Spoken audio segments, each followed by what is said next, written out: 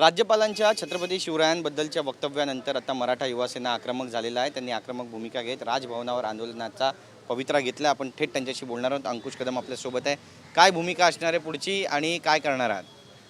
आमच्या दोन भूमिका आहेत या ठिकाणी। राज्यपाल कोश्यारी यांची लवकरात लवकर हकालपट्टी करा, अन्यथा 8 दिवसात 10 दिवसात आम्ही वाट पाहू आणि राजभवनावरती जन आक्रोश आंदोलन करू।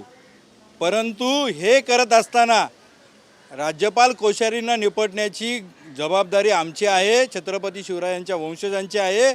ते आम्ही करू, पण काही बेगडी शिवप्रेमी याच्यामध्ये बिळातून बाहेर आलेले आहेत, त्यांनाही आम्हाला इशारा द्यायचा आहे।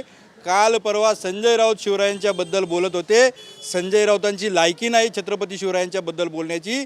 त्यांनी छत्रपती शिवरायांच्या वंशजांच्या बाबतीत पुरावे मागितलेत।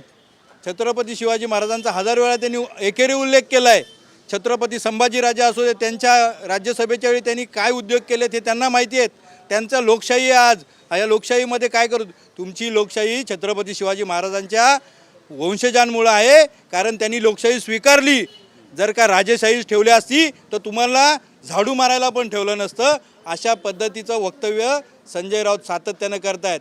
राज्यसभेच्या वेळी उद्धव ठाकरे आणि संजय राऊतांनी एक ड्राफ्ट काढलेला, त्याच्यामध्ये छत्रपतींच्या घराण्याला आदेश देण्याचा प्रयत्न केलेला। अरे छत्रपतींच्या घराण्याला आदेश द्यायला 100 जन्म आले पाहिजेत तुमचे।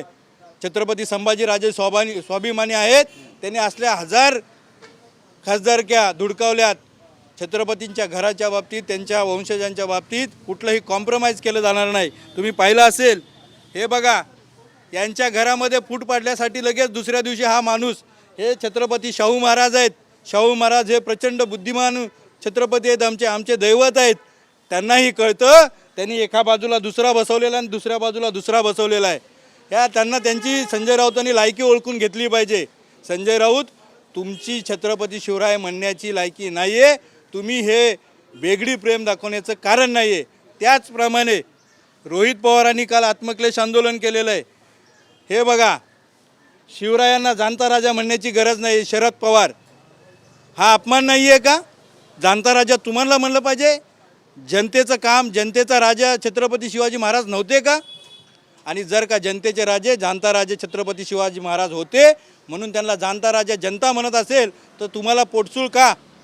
हा अपमान नाही का? भाजपचे नेते जे आहेत ते पण वारंवार टीका करतात। मंगलप्रभात लोढा म्हणा किंवा प्रसाद लाड म्हणा, यांनी जे पद्धतीचं वक्तव्य केलंय त्याकडे मग कसं पाहणार? नक्कीच या सगळ्यांच्या विरुद्ध मला हेच सांगायचं आहे, छत्रपती शिवरायांच्या बाबतीत कोणी असू द्या, अवमानकारक शब्द काढला तर त्याला इथून पुढे सुट्टी नाही आहे।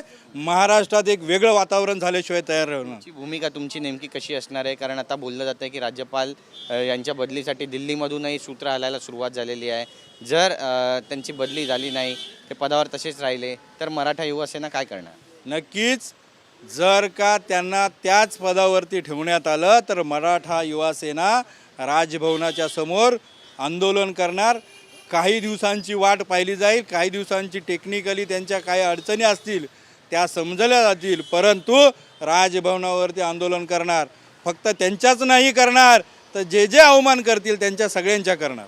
नक्की, धन्यवाद आमच्याशी बोलल्याबद्दल। तर आपण पाहतोय की मराठा युवा सेना जी आहे ती आक्रमक झालेली आहे आणि जर राज्यपाल यांची बदली झाली नाही किंवा इतरांनी जर माफी मागितली नाही तर मात्र येत्या काळामध्ये आक्रमक आंदोलनाचा पवित्रा घेणार। कॅमेरा पर्सन सिद्धेश नाईकसह गिरीश गायकवाड, TV9 मराठी, मुंबई।